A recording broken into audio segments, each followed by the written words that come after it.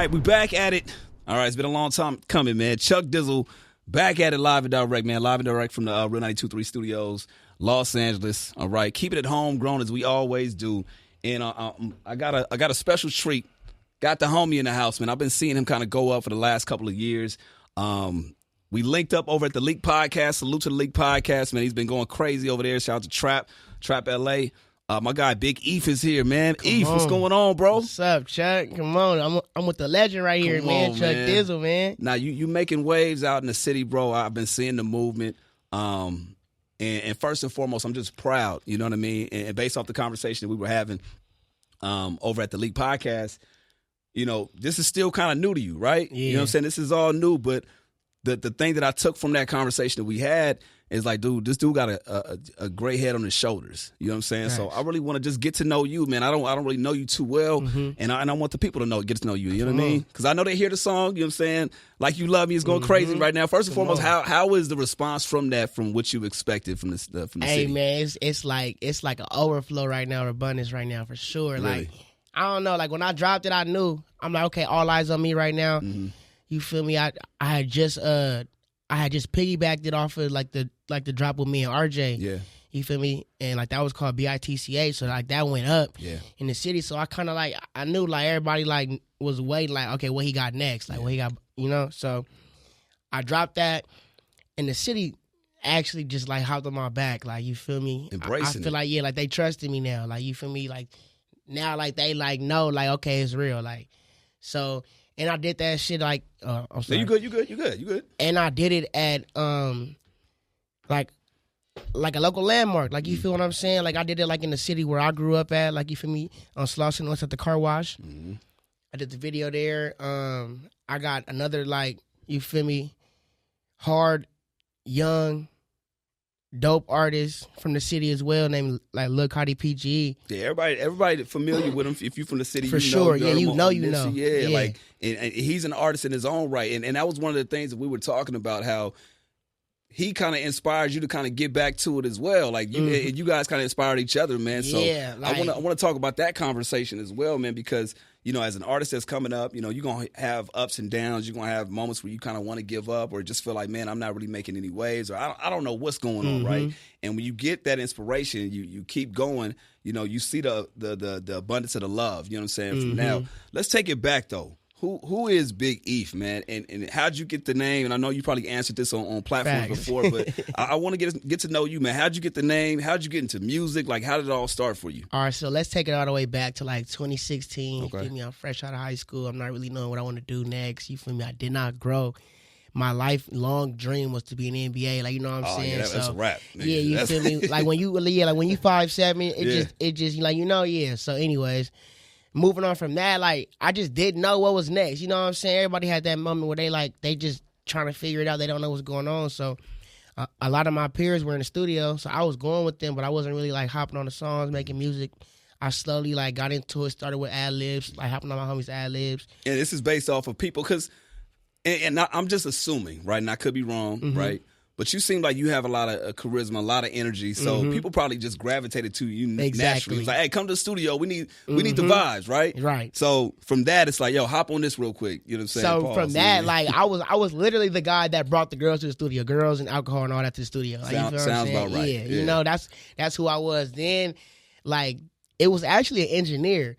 One of my homies didn't do ad-libs at all. My engineer was like, man, Eph sound crazy on this shit, screaming or doing whatever. I got in the booth, heard myself. I'm like, wow. Right. So that was literally the first time you actually heard yourself. That was the first time I ever heard myself on the mic. Wow. Anything was doing somebody ad-libs. And I heard it, and I'm like, dang, it's like the hardest part of the whole song. Like, to me, it wasn't. To everybody else, it was too. So from there, I made my own song. It went crazy. You feel me? I didn't drop it or anything, but to me and my peers, it was like, oh, Eph finally, you feel me, made the song. Like, you know, so it was tight. And then, like, when I dropped my first song, Euphoria, it took me like 2-3 years to drop a song by myself and just really like actually push it and stuff. So you recorded it, held on to it, listened to it. Yeah, never dropped it. Played it for yourself. What was the moment that you said, okay, I need to actually upload this and let the world receive this? So I actually made like 10 to 13 songs after that song. Wow. And then that 14th song, I dropped that one. all them other ones are throwaways. I'm probably never gonna ever. Oh, so these are they're not anywhere. Yeah. This is only in your arsenal. Yes. Like nobody's ever heard this aside from like close people, right? Yes, exactly. Wow. So song number 14 is the first one. That's not Euphoria, right? That is Euphoria. So song number 14 was Euphoria, and that's the one that you uploaded. Yes. Wow, bro. Uploaded to all DSPs, went crazy. It got a great response. Like in the first 2 days, it had 10,000 plays. That's crazy. On Apple Music alone. Yeah. So that's how I knew. I'm like, okay. Because I was always somebody in the city. I was always that guy that had cool parties. You know, I had a nice car when I was 16. It was a lot of stuff going on to where I was just a cool guy. And then I my parties were legendary. You know what I'm saying? As far as people in my generation, everybody know who I am just off of the fact of us being outside. And I was always one of the, you feel me? I would say the most, main faces outside, you know what I'm saying? Yeah. So I kind of built a friendship with a lot of people in the city. That's why everybody in the city feel right now they like my homies and they know me and da-da-da, because they really do. You know what I'm saying? I was really outside everybody, so it's just tight. So yeah, I uploaded that. And then still, I was just Eph. I was just EPH. So you know what I'm saying. But this is you creating the moniker. The name is Eph short for something, or nah? My name is Ephraim.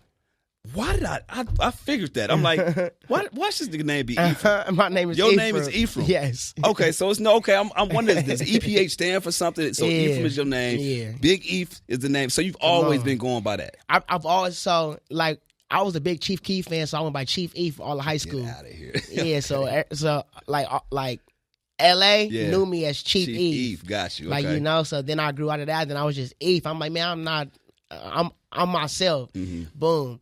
Then fast forward, I started working with this female artist, you know, and I started writing for her and stuff like that. So we were hanging out, and she used to always say oh, I'm going big on everybody. I just went big on him. Da-da-da. I'm like, yeah, I'm Big Eph, man. I'm about to go big on people. So boom. So from there, I just stuck with that name. And then I dropped a single in 2022. I dropped a single with maybe 5 other of my homies on the song. Mm-hmm. And we were called The Nation. And so from there, we threw parties. That's what we did. We didn't rap nothing. We threw parties. So that's what we did. The crew was called The Nation? Yes. So that's the party crew that formed into kind of the brand at the time. Right. Gotcha. Exactly. Okay. So it's the twins, Ty and Kenny. Okay. So those are my bros. So they had an occult, little following fan base, little family type thing going on, right? To where everybody's one. Everybody's one. So it's when we throw a party, we all got at least 15, 20 people coming. It's a core of about 20 people. Wow. You know what I'm saying? So it's a nation. Yes, it's the nation. You know. So we came out with a song, and I kind of like made all the guys in the group hop on the song because I'm the only one that rap really. Right. At the time now. At the time, okay. Like I'm the only one that's like really like, you feel me, rapping. It's another guy that was, you feel me, really rapping in the group, and it's crazy how we started out in this group, and that's Go Leaky. So Leaky is the other. I was going to ask you because he's on some of your earlier projects. He's pretty much. I want to say you got 4 projects. He's on every single project, right? So I was going to ask you that relationship between you and him. So it stems from back then. Yeah, it stems from back then. We was just going up together, and he was the young buck. He was like 20, I think, something like that. Like he was the young one. So boom, from there, I made everybody come to the studio, and of course we had a party at the studio. So it's about maybe like 50 people at the studio. Some actual big dogs in there too. Like, you feel me? Like we was just vibed out though. Like when we turned the beat on, shout out RJ on the beat. I go in the booth, I kind of like set the tone. I'm like, Nation Business, you banging the anthem. Pull up in coops, we came to Slammers. Just want to ship. You see the name on the banners?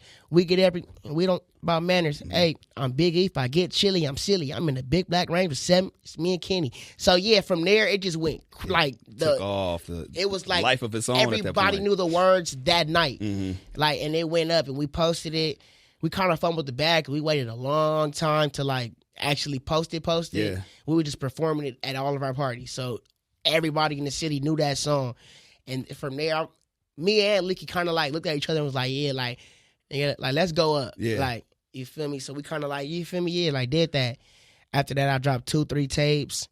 They all went up. And then after that last tape I dropped that single, BITCH with RJ. And then from there, kind of like, that's where I seen like separation. Now we were again, when we had this conversation, one of the things I want you to let the audience know about too is how in the process of you dropping each project, you got 4 of them. First of all, I'm gonna go through each project, say the name, and I want you to just give me a kind of just a short synopsis of what the project means to you, what the title was about, and we'll go from each one. But in this conversation we were having, you noticed that each time that you drop, the movement kept getting bigger, it kept getting bigger, the downloads kept going up, the streams kept going up, and that's kind of what gave you the confidence to be like, oh damn, I got something to say. Right. You know what I mean? So let's start off with Thought I Was Late.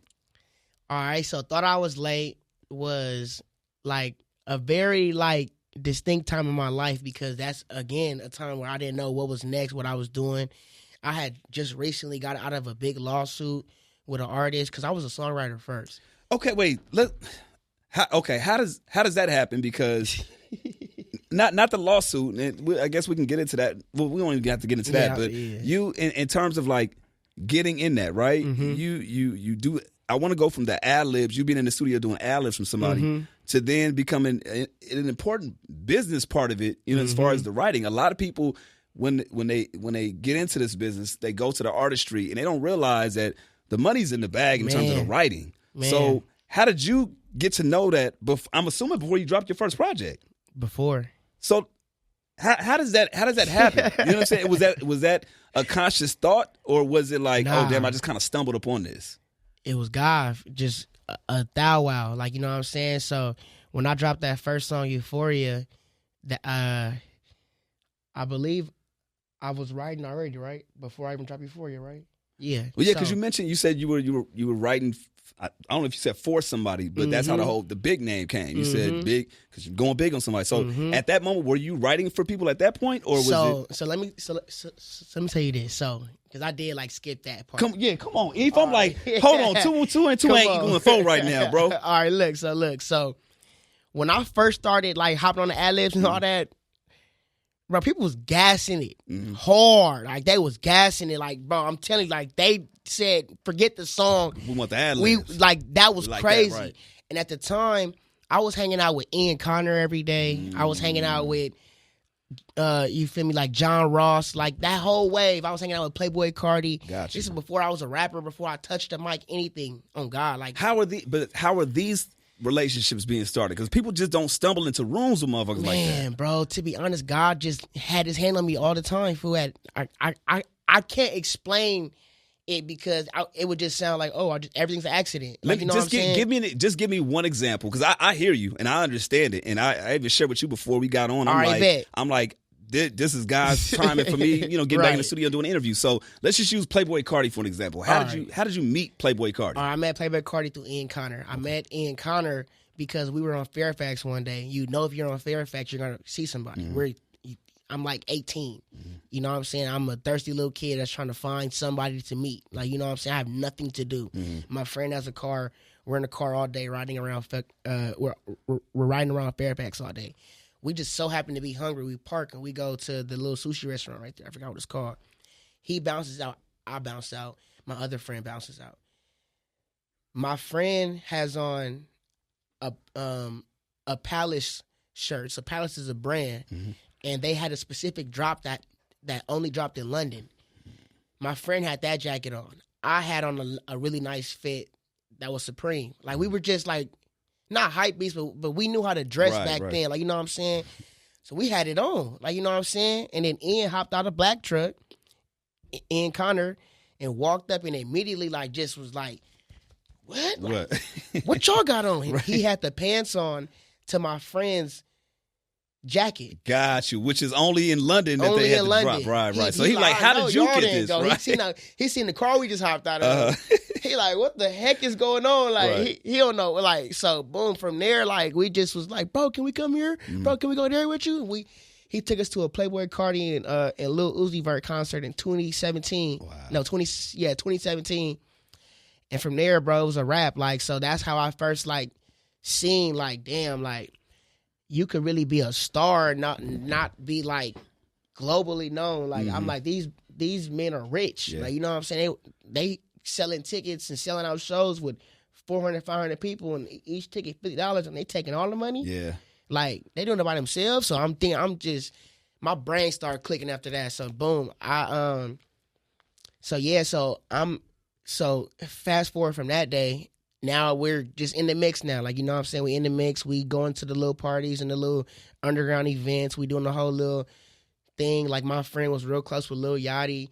So we fly to Atlanta for about a week. It's our first time flying out there. And I'm not going to, like, spill beans, but just know we was broke and we didn't pay for our plane tickets. We still found a way to hop on the plane and get out there. That's all I'm going to say. So we get out there and we get to Atlanta.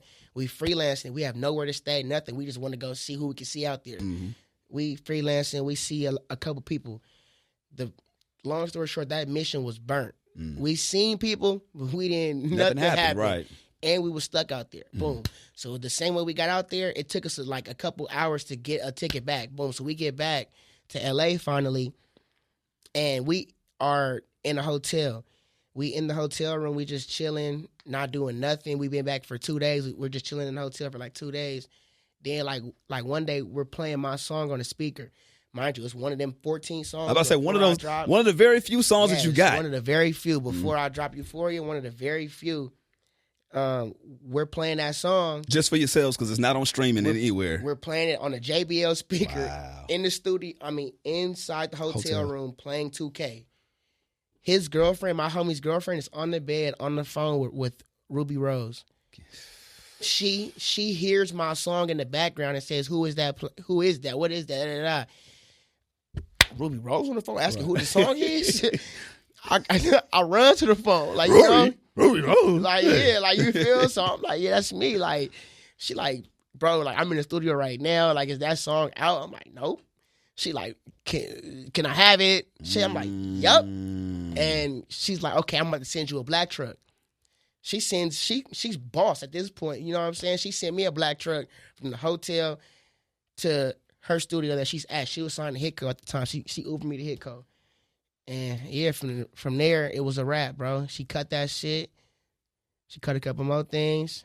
But that's how that relationship started, and that's how you kind of saw. One thing that I'm impressed by that you saw early on is kind of like not even in full details, but how the business works, right? Mm-hmm. And like you said, you don't have to be the main character to be the main character, and kind of like structuring how you handled your how you, I would assume, handle your business moving forward.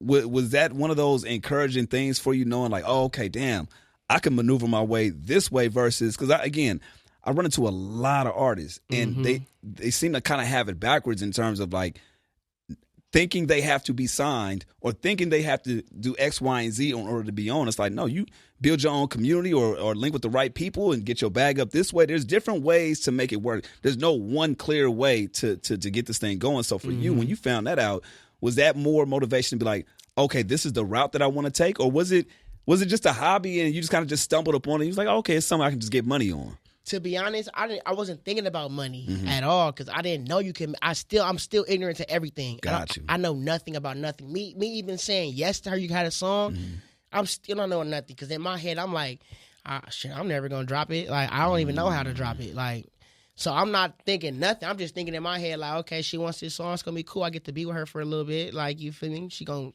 cut the record and she might start rapping. Like, and so you're not even thinking about relationships in terms of, oh man, I can build and maybe this can help my career. It's just like, oh well, I got a couple songs, I'm not gonna use them. Here she go. Like, to be honest, bro, it was more of my homie. Like, he was still in the process of installing in my head the art of like he was installing it into me like that.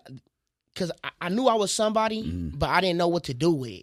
I feel like he knew what he wanted to do, but he knew I had every single piece of the puzzle that he needed. Got you. So I feel like he was more so working through me. And at the time, that was his like desire, his want. So I didn't really I wasn't like aware of it. But it really, when I seen how excited she was to cut the record and to have that record and how patient I was, how we got through it and all that shit like that. Like, I feel like that's when like I realized like, dang, I'm actually good at this too. Got you. Cause everything I start to do and I be feeling like I'm good at it, but then it be like a certain click of certain things when I was like, okay, yeah, I like this. Yeah. So it was just like a self-reflection type of thing. Like nobody could have like made that happen but me. Right. Like, you know what I'm saying? So my mind shifted a little bit. Like gotcha.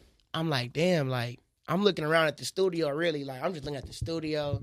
I'm looking at the fact that I don't have enough money to Uber myself and you Ubered me. Mm-hmm. I'm looking at the fact that like my homie is in the studio with us trying to say shit to like my homie is in the studio with us trying to like say lines like, you know, like trying to like pitch in and like she don't like what he says. She like what I say. Like so all that's coming to my brain. I'm like, man, I got all these other songs. Like now I'm just pulling up stuff for like, well, you like this? You like this? You like this? And everything is a yes. So I'm like, man, like what's going on? So from there, like she flew me out to Atlanta, and she flew me out to Atlanta. She put me in the W Hotel. Wow. And I, like, you know, like just seeing all that coming from nothing, of course it's gonna, like, you know, like of course it's gonna stimulate something. Yeah, right, like for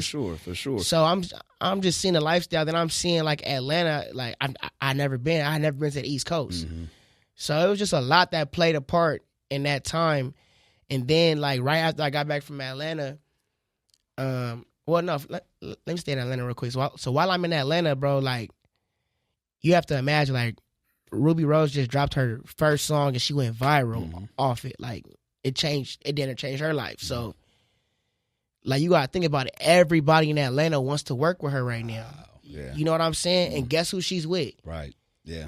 And like every room, like I get it to her on God. Every room she took me in, and I was in the room with Mike Will, Cardi B, Thug, like a lot of people. I met a lot of people in that week. Yeah. Like, you know what I'm saying? So by default, you getting that same access. And that's but I'm getting the access that I didn't even ask for. Right. She literally is walking in the room telling them, like, oh yeah, this is the best songwriter in the world. Wow. So imagine that coming from nothing. You're nothing. You're not a rapper or songwriter or nothing. But now you're in all these rooms with your favorite rappers as the best songwriter in the world. Damn. And you getting put in the fire. Yeah. Like, you know what I'm saying? And you really producing. I'm about to say, in those moments when you get thrown into the fire, is it clicking for you? Did you have moments where you're like, damn, I fucked up? Or was it just like every single one you just knocking out the park? I'm just knocking out the park. Really? Like, knocking out the park. Like, bro, Mike Will sat there and talked to me and like spit knowledge at me and wisdom at me for 2 hours, bro. That's crazy. For real, fool. Like, that's a legend. That's somebody that I looked up to since I was a jit, like in real life. So just like getting all that sauce, coming back to the land, and then seeing like how like I already got motion myself out here without even doing nothing. Why not? It was like a why not moment. And then so then you feel me, like it grew to be my first love. Like so I want to go back to the projects. I thought I was late. So this all happens before you drop that, right? Yes, all this happened before. So now you get the sauce, you get all this, you get this motivation. It's like, oh, okay, I need to actually release this. I thought I was late. Give us a quick breakdown of that album, that time period, and the title in itself. So saying all that I just said, I'm 24 at the time. I'm 24 at the time when I dropped that. So like when you're 24, now looking back, I'll be like, you was dumb. Like why are you thinking like that? But I was thinking in my head, like, damn, like I'm getting old. Like, like, right, like, you know, like that's a dumb thought. But when you see, like when I'm around like people from the age of 18 to 24, that's a 6-year gap, right? So in 6 years, I was broke. I stayed broke for 6 years. Like, you know what I'm saying? From 18 out of high school till I was 24, I stayed broke. So imagine you seeing every other day one of your peers or somebody younger than you is getting rich. So, but you're around it every day, right. And you're not like an axe, like give it to me type of person. like you're not like you feel me? Like I'm gonna hold my own, right? So imagine that for 6 years straight, like you kind of like want it bad. Like you like it's like even if you don't naturally like have the instinct to like be materialistic and all this stuff like that, like you can't help it. It's right in front of you. Yeah. At a certain point, like you're gonna stand out if you're not on that. Exactly. Like you know what I'm saying, and then it's really gonna be bad. Like if it's like going to a restaurant, seeing everybody eat, you eat, sitting there with and no you like food. no food. You know what I mean? Yeah, right. I get it. So it made me want to just go, eat. Yeah. Like you know what I'm saying? So get my plate. Yeah. Get so my plate. I drop Euphoria, and when I drop Euphoria, I got a good response. So I'm like, okay, maybe I'm not too late to join the, like, you feel me? To join the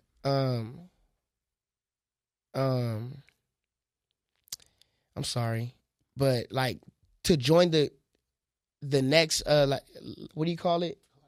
The next class. And so, are you speaking specifically of like peers in hip hop, or is it just the 18 to 26 crowd? At the time, it was nobody older than 25 getting on. Like that's just what it was for that gotcha. For that little year. If you was older than 25, nigga, it was bad news for you if you wasn't Drake. Gotcha. Like, you know what I'm saying? Of course, nowadays, like, you got to remember, like, shit changes every day. So you don't, like, you feel me? You never give up. But I know that now. But yeah, it was getting to a point in time where I was in a dark place. I didn't know what was going on.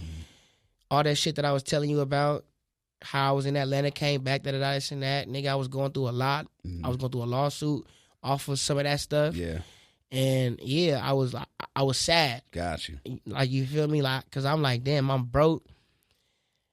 This is how much you were supposed to pay me. You didn't pay me this. Got you.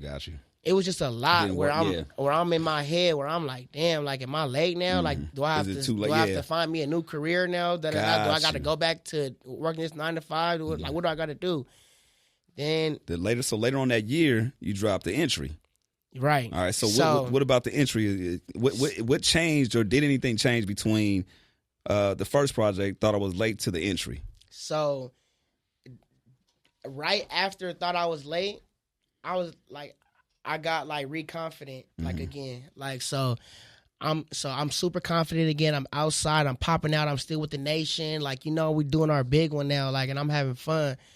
And is that I'm sorry to cut you off, but is that based off the response from Thought I Was Late? Got you. Okay. Yes. So you, in your feelings, in your thoughts, feeling about this, right? You drop it, get a response. You're like, oh, nigga, I actually really am him. Because it was like a diary too. It was like, I'm like, like the stereotype about like how men like don't express their feelings. Right. Well, when you got that pen and you got that mic, that shit is easy, bro. So yeah, I kind of like got it out. I got it out of my spirit, got it out of my system. So, and then from there, I met Twan. And then so Twan is a Los Angeles mogul when it comes to like being a good person, when it comes to putting a stamp in the city, and when it comes to just being being like for the people. Like, you know what I'm saying? So I met Twan, and like from there, like it was like instant, like, okay, like what we gonna do with this? Like, so it was like, so we had the entry. I had already had it, like I was already like recording, because I record a lot. So I was already kind of like piecing together like how I wanted to do it, what I wanted to do. And I was getting all my features. I was working my program. Like, you know what I'm saying? Like, I was trying to figure out like how much pull do I got? Like, what can I do? And then you feel me? I did my thing by myself. And then I feel like with me doing my thing and with me pressing Twan so much about like being like my manager, I feel like I became a new person as well. Like, you know what I'm saying? So wait, did you originally approach him and he didn't want to manage you at first? Is that how it goes? That's how it went at first? Did he not want to manage you at first? He did not want to manage me. He wanted to, but from his previous artist, he was already scared to manage the next artist. Sense. Yeah, which makes sense. I don't know. Do you want to say something about that?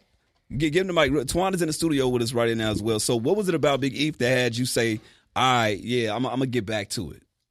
It was his persistence. He played some records for me and I actually liked the music. Okay. So it wasn't too much of me not wanting to manage him. It was just like you said, I had past traumas dealing with individuals, that wanted to do the same thing that he does, and it just didn't work out. So I just went back to what I do, and that's throw clubs and just serve others. You know, the management. I was just in bed, so when he wanted me to work with him, I said, "Listen, man, if you're gonna get me up, you got to make good music, you got to listen, and we got to go crazy." And he did all of that, and we here now. And it's a true testament of who you are as an artist and an individual, and it also leads up to the next project. Yeah, I said it. You know what I'm saying? Like we hear.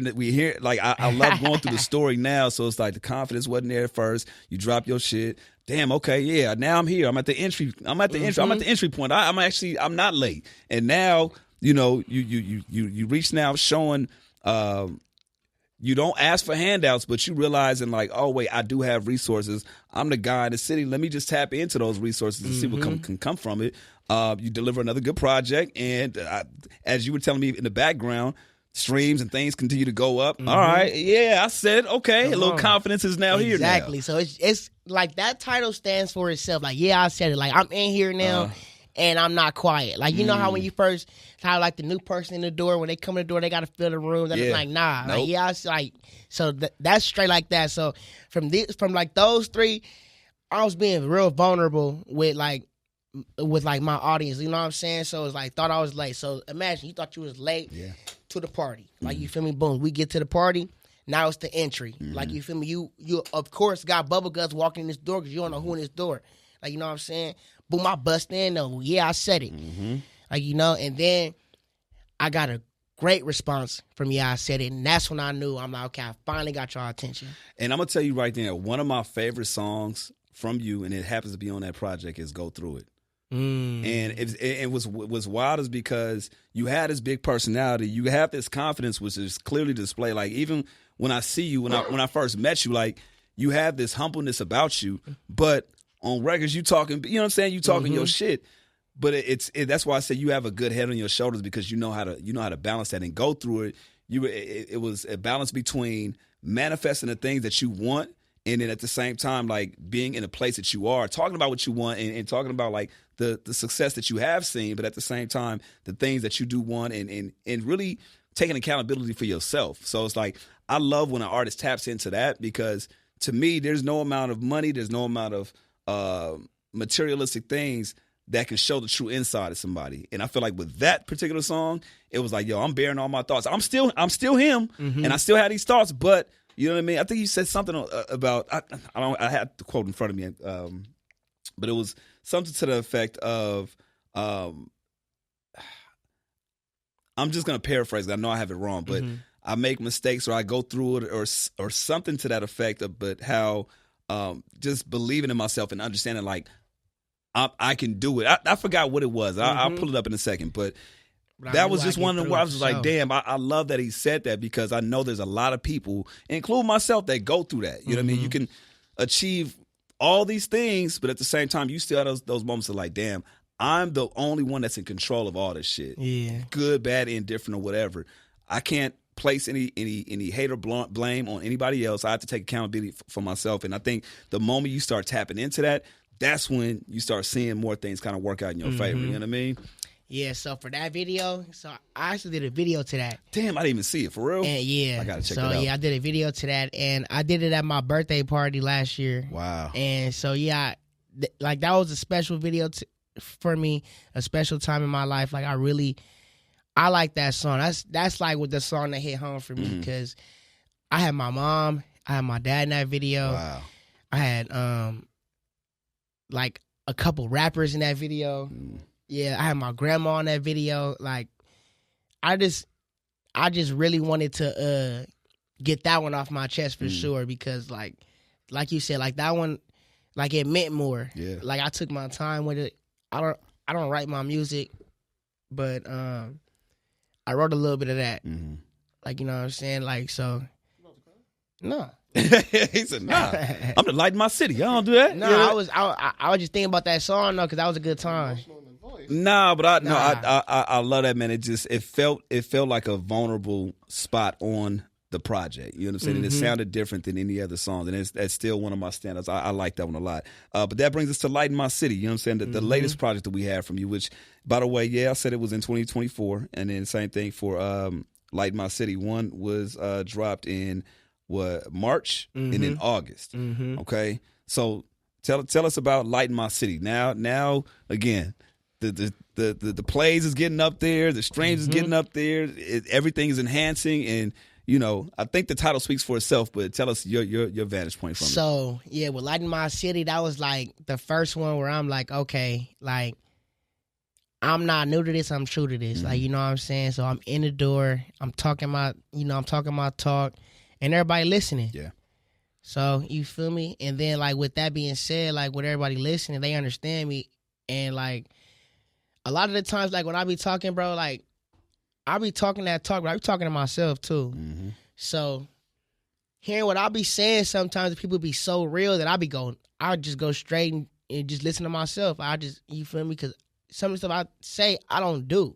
But me saying it makes me go do it. It's a reminder. Yeah, like, you know what I'm saying? So I just reminded myself, and I remind other people that don't know that I shine bright, like real, real, real bright. So has that always been your personality from jump though? Like, have you always been this big personality? Yeah, from jump. From the jump. Really? Yeah, from the jump. So it's no surprise that you are in this type of business, because I'm curious. You said the basketball thing, but was there anything else that you were like, all right, well, if this doesn't work out, I'm gonna do this? Or did you have a path? If music wasn't it, what was the path for Big Eph? So before I was like while I was in high school, I was always it was my dream to also act. Really? So so I had got signed to SAG after I was in the union, and I was doing my thing, and that I was extras and Grown Ups, a couple movies. And, I was doing my acting thing, and I always wanted a main role, like, because I felt like I was tired. I wanted to be on Disney, all that. You got main character syndrome. Man, I did like 1,000 auditions. Are you the only kid? I have two big sisters, but I grew up as the only kid. Yeah, got you. Okay, so sure. That explains it. Explains it. I never lived with them. Really? Yeah, for sure. My sister actually married a Nigerian prince. Wait, what? Yeah, and they own their own airline and all that. That's random as hell. That's crazy, right? Do you have a relationship with her? Yeah, like, we cool. Okay. Yeah. Because I'm just thinking, cool. Like, hey, man, your brother life would have been so much different. I was about to say, like, you, if we was locked in, how we supposed to be locked in? Life would have been. You would have been trying to fly to Atlanta. You know what I'm saying? Man, what? I wouldn't have been trying to find my way back. Right. Damn, dude. So with all this being said, man, through your trials and tribulations and success and things that you've seen, man, what advice could you give to somebody that's going through it right now? Because again, you seeing a lot of love from where you're at, right? But the 2016, 2017, 2018, even like earlier in the journey, Big Eph, what advice would you give to yourself, but then another artist that's kind of like, man, just starting up, trying to figure it out? All right, look, so I'm going to just say this, and I might sound weird, it might sound like too scientific or whatever, but look, when each of us was born, the spirit of fear, the chemical of fear, the chemical reaction of fear, it was not installed in our body. Mm-hmm. It's something that we grow and we learn. We learn to be scared. We learn to have fear. So stop being scary. Yeah. Stop being fearful of your dreams. Stop being scared to go do what you want to do, because like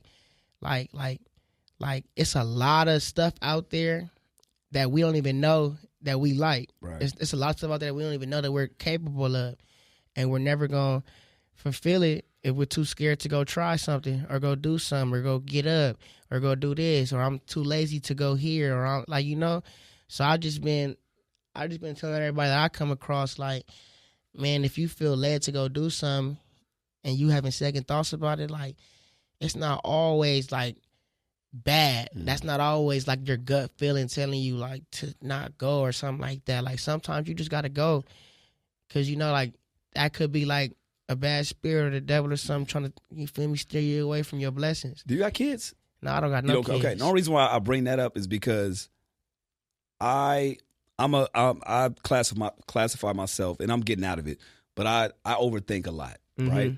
But watching my sons, especially my youngest one, no fear. It's like they just wake up and just go about their business, and you're right. we as parents, you know, because that's the first people that they're around, we project all of this stuff on them. Even something as early as today. Hey, telling my son, hey, go get your jacket. I don't want you to get sick when you outside. He want to play. You know what I mean? And of course, I want to protect him, but some of these things I have to hold back in what I tell him, because I don't want to plant that fear in him. Like, I don't want him to think that every time he's gonna go outside, he could get sick. So, but growing up, you hear that, you see that. You feel me? My mom's the same way, but like, when I go outside, come back in, I don't get sick. I'm like, not sick. You know what I'm saying? Yeah. So it's like, yeah, mom was wrong, but like, nah, but like, yeah, like I feel that's deep. Yeah, man. That's just a reminder, like, you know, they say be like kid-like in nature when it comes to stuff like that, because it's like you said, there's no fear in that, and you never know what blessings could come from that. Now, obviously, yeah, you want to be protected and all that. Like, you don't just be randomly doing some, you know, erratic shit, but there's a lesson. You always can learn a lesson through the kids, and I always say that too, man. I'm learning to live life through the lens of a child because of my kids. You know what I'm saying? Things that I take for granted. You know, it's my kid's first time seeing it. You know what I'm saying? Like, we're walking outside the other day, and my son's, the moon, like, oh my God, the moon. I seen the moon my 40 years of my life. I don't give a damn about the moon, but it's the most amazing thing to them, because it's like, oh my God, it's the moon. So like little stuff like that, being a father has really, like, shown me to, again, like to your point, be more kid-like, man, and enjoy and embrace this journey in life, and take the time to kind of like, you know, not act like you know it all. You know what I mean? Because there's a blessing in that. And this brings me to my point, man. And I don't know if this is the name of your company or if it's Twana's affiliated with this, but Endless Blessings LLC. Is that the name of the company? Yep. I got the LLC for my company. That's your company. Why Endless Blessings? I like that name. All right. So, my name, Ephraim, means double blessed and fruitful. Word. So, you know what I'm saying? And I was raised at Crenshaw Christian Center, so you feel me? I had the opportunity to be taught by the late Dr. Frederick Casey Price. You feel me? And I don't know. I just always thought to myself, like, okay, like, however big I get, wherever I'm going, whatever, like, you feel me? Like, I'm about to have God in the mix, like, you know what I'm saying? So.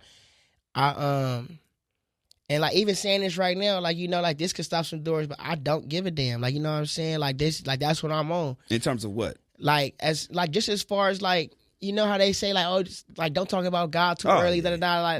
Like, I don't care about none of that. So the name of my corporation is Endless Blessings. I wanted to keep it because my name is Ephraim Bowden, so the EB. So my sign is like the Bugatti sign, but instead, like, in the middle, it's an infinity sign. So it's Endless Blessings. So I already had my logo, already had it tatted on me. I'm like, okay, how can I incorporate this? So it's like Endless Blessings. My name is Double Blessed. It all just correlated. I made that before I started rapping. I made that. I was gonna make that like a clothing brand. That's crazy. Yeah. I love that, man. It shows how everything's full circle. Which brings me to this, man. You know, you got the song that's going up right now, Like You Love Me. What's next for Big Eph, man? Is there an album coming, project? I mean, because, you know, you ain't dropped nothing in you know, some months since August, bro. What we doing, man? What's up for 2025 for Big Eph, bro? So look, I just got word the other day. All right, so look, me and Twan been having like this little battle, right? We've been trying to figure out what's next, you know, because I got a want and he has a want, but his want is like a necessity. My want is like a right now. Like, this is how I feel right now. Can you share what that is, or you want to keep that between you guys? All right, so look, I got this tape called For Love Is War. Okay. Right? And that's the tape that me and Twan been working on for like the past like 6-7 months. We've been going crazy with this tape. It's almost perfected. It's about like 90% done. It's a beautiful tape. It's not correlating into what I've been showing so far. Okay. It's like a new evolution. Okay. So me personally, I feel like I'm just not getting my feet wet. So, and I don't know if I'm like mentally trapped right now, or if like this is like a gut feeling. But I also have a tape called the LA Ratchets. And so with the LA Ratchets tape, it's based around like a basketball team. I'm gonna have everybody that's something to do with the album. Mm-hmm. We're all gonna be wearing jerseys, like for the cover and all that stuff. And it's gonna be tight. It's some big like LA artists on there. It's gonna be tight. Like, you know what I'm saying? So, and I got this single on the LA Ratchets song called I Love Ratchets. Mm-hmm. And I got like 3 or 4 like really dope artists on there that have considered themselves ratchets before. Like, you know what I'm saying? So I don't know. It's just a really good turn up album. Like, it's turned. Like, it's lit. So we've been kind of torn between it, and we came up with the decision that we're gonna wait on. Yeah, so we're gonna wait on For Love Is War now. Okay. And we're gonna drop that like around like more like cuddle season, like, you know, when it get cold this year. Okay. Third or fourth quarter. Okay. Like, you know what I'm saying? And as far as what's next, so wait, are we stopping the LA Ratchets? No. So is that coming before? That's coming before now. So yeah, so we gonna go with the Like You Love Me. I'm gonna drop a video for that within the next couple weeks. I'm dropping a video for that. This gonna be Valentine's Day.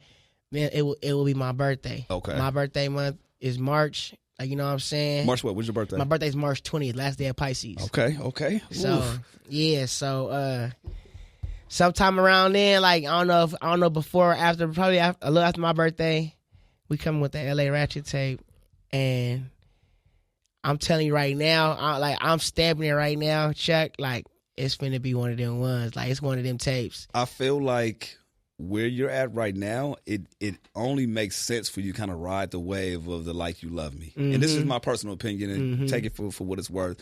And it would make sense to drop the LA Ratchets and then the one that you're speaking about as far as the evolution, because I feel like you got this momentum, you got this. The record speaks for itself. Right. People see it or hear it. So if the visual's gonna add on to that, you get that ratchet shit, and not to say you get it out your system, but it's like that's a part of who you are, right? That's the part of the brand. Get it out your system. Get it out, but at the same time, you can't evolve unless you do get that out of your system, right?